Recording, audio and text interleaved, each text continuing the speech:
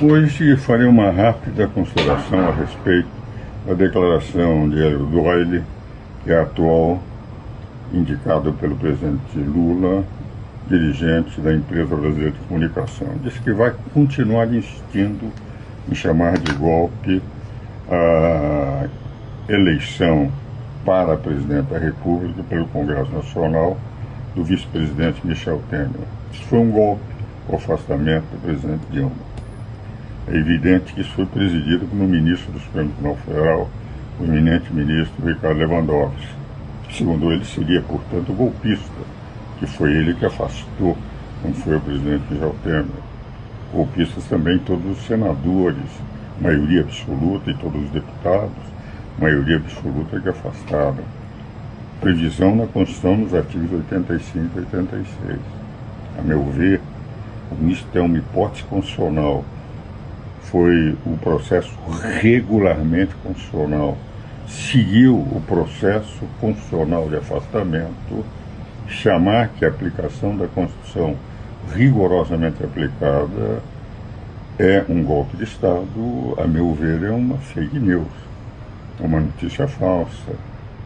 E isso teria que ser examinado pelo ministro Alexandre de Moraes, que hoje está na direção do inquérito sobre fake news, lembrando-se que o ministro Alexandre de Moraes, segundo a Henry Doyle, segundo Hélio Doyle, é só ministro porque foi nomeado ministro por um golpista, que é o presidente Michel Temer, que foi o Michel Temer que indicou. Michel Temer é que assumiu o poder por um golpe de Estado, segundo o senhor Hélio Doyle.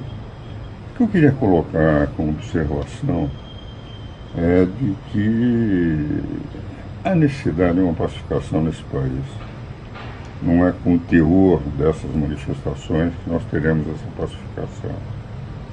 A necessidade de se definir o que sejam fake news, porque indiscutivelmente essa observação sobre Hélio Doyle não corresponde a uma notícia verdadeira, porque foi cumprida a Constituição. E se foi cumprida a Constituição, ele dizendo que é um golpe, que não foi, é evidente que isso teria que ser enquadrado, como também a manifestação do próprio presidente Lula no Uruguai, quando declarou que tinha sido um golpe.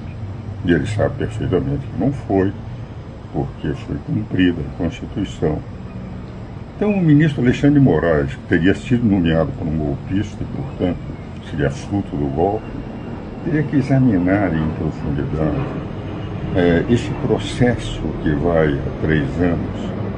E, a meu ver, mais do que o ministro Alexandre de Moraes, nessas declarações, que são notícias falsas, as duas declarações do presidente Lula e de Hélio Doyle, se o Congresso definisse o que são notícias falsas, como é que se interpreta aquela notícia que está fora do contexto. Há um projeto de lei que poderia ser votado rapidamente, mas eu gostaria, primeiro, que esse inquérito fosse encerrado o mais rapidamente possível. E se não for encerrado, que fosse enquadrado o presidente Lula e o senhor Hélio Doyle como divulgadores de fake news. Mas o que eu mais gostaria é que fosse encerrado o inquérito e começasse de imediato uma definição do que seriam notícias fora de contexto, para que se pudesse, através da deliberação de todos os representantes do povo, que no Legislativo nós temos situação de oposição, nós tivéssemos, enfim, definitivamente encerrado o episódio do que é a liberdade de expressão, e quando se pode falar sobre verdades, e quando se devem punir notícias falsas. Mas no momento, o presidente Lula e o senhor Hélio Doyle, ao dizerem que a presidência do presidente Michel Temer, o afastamento da presidente Dilma, representou um golpe de Estado, é talvez a mais triste de todas as notícias fora de contexto, todas fake news, porque representam um atentado à própria Constituição. que permitiu, dentro de um processo em que o Supremo Tribunal Federal, através do seu presidente, a maioria do Senado e a maioria do Congresso, da Câmara dos Deputados, decidisse um afastamento, o que representa rigoroso cumprimento dos ditames constitucionais.